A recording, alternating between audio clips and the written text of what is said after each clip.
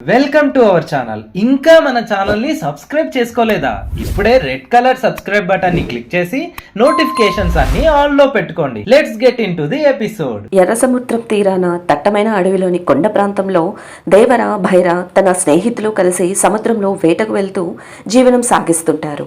అయితే వారి జీవితాల్లో ఎలాంటి ఎదుగుదల లేకపోవడం చూసి మురుగా వారికి భారీగా డబ్బు వచ్చేలా పని ఇస్తుంటాడు. అయితే సముద్రంలో అధికారుల కళ్ళు వప్పి సరుకును ఈ గ్యాంగ్ తరలిస్తుంటుంది. అయితే మురుగ ఇచ్చే పని కోసం సముద్రం పైకి వెళ్లకూడదని దేవర ఆంక్షలు విధిస్తాడు. దాంతో దేవరను మట్టుపెట్టడానికి బైరా ప్లాన్ వేస్తాడు.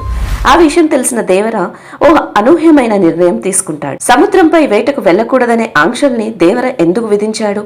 ప్రాణ స్నేహితులుగా ఉండే దేవరను బైరా తన స్నేహితులతో కలిసి ఎందుకు చంపాలనుకున్నాడు? తనపై జరిగిన కుట్రను తెలుసుకున్న దేవర ఎవరికీ చెప్పకుండా సముద్రంపైకి ఎందుకు వెళ్లాడు? బైరా గ్యాంగ్ కు భయం ఎందుకు చూపించాలని అనుకున్నాడు? దేవర కుమారుడు పిరికివాడిగా ఎందుకు మారాడు? వరతో తంగం ప్రేమాయణం ఎలా సాగింది? చివరకు దేవర తిరిగి వచ్చాడా? 4 గ్రామాల కోసం వర ఏం చేశాడు అనే ప్రశ్నలకు సమాధానమే దేవర సినిమా కథ. ఇండియాలో వరల్డ్ కప్ క్రికెట్ మ్యాచ్లు జరిగే స్టేడియాలపై బాంబు దాడి చేసేందుకు యతి మాఫియా ప్లాన్ చేస్తుంది. దాంతో రా అధికారులు యతి కోసం వేట ప్రారంభించి తమిళనాడు, ఆంధ్ర సరిహద్దుల్లోని రత్నగిరి ప్రాంతానికి వెళ్తారు. అక్కడ యతి కోసం వెతుకుతుంటే ముందు మీరు దేవర గురించి తెలుసుకోవాలంటూ ప్రకాష్ రాజ్ చెప్పే కథతో మూవీ ఎమోషనల్ గా మారుతుంది.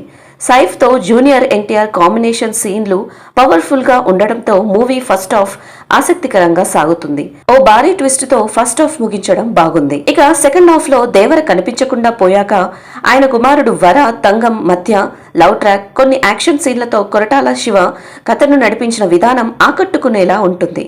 ఇక ప్రీ క్లైమాక్స్ నుంచి చివరి సీన్ వరకు స్టోరీని, సన్నివేశాల్లో ట్విస్టులను జొప్పించిన విధానం ఓ రేంజ్ లో ఉంది. దేవరకు సంబంధించిన ఓ ట్విస్ట్ బాహుబలి రేంజ్ లో ప్లాన్ చేయడం ఫ్యాన్స్ కు హై ఇచ్చే మూమెంట్స్ గా ఓ కొత్త అనుభూతిని పంచుతుంది.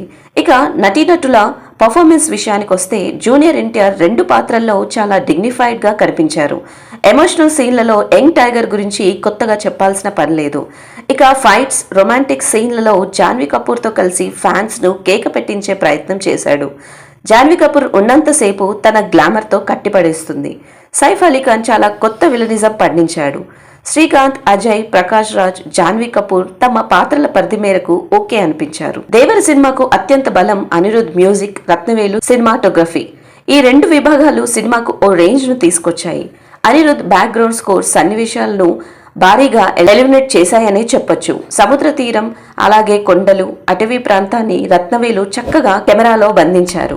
ఎన్టీఆర్ ఆర్ట్స్, యువ సుధా బ్యానర్ పాటించిన నిర్మాణ విలువలు బాగున్నాయి. సినిమా విషయానికి వస్తే ఎమోషనల్, పవర్ఫుల్ పాత్రలతో నడిచే ఓ డిఫరెంట్ జానర్ మూవీ. 6 ఏళ్ల తర్వాత సోలోగా వచ్చి అభిమానులకు పండగ వాతావరణం కల్పించే విధంగా ఎన్టీఆర్ సినిమా ఉంది. జాన్వీ కపూర్ కోసం వెళ్లే ఫ్యాన్స్ కు, సగటు సినిమా అభిమానులకు కొంత నిరాశే ఉంటుంది. కథ కంటే కథనం బాగుంది. ఫస్ట్ హాఫ్ కంటే సెకండ్ హాఫ్ లో కమర్షియల్ ఎలిమెంట్స్ చొప్పించారు. 2 పార్టులుగా చేయడం వల్ల కొంత సాగదీశారనిపిస్తుంది. ఓవరాల్ గా పక్కాగా ఇది ఫ్యాన్స్ మెచ్చే చిత్రం. ఎన్టీఆర్ కెరీర్ లో అత్యధిక వసూళ్లు సాధించే చిత్రంగా దేవర మారడం ఖాయం. వీడియో మీకు ఎలా అనిపించిందో కామెంట్ చేయండి. నచ్చితే లైక్ చేసి షేర్ చేయండి. ఇలాంటి ఇంట్రెస్టింగ్ వీడియోల కోసం రైట్ స్టాండ్ యూట్యూబ్ ఛానల్ ను సబ్స్క్రైబ్ చేసి పక్కనే ఉన్న బెల్ ఐకాన్ ను యాక్టివేట్ చేయండి. Thank you.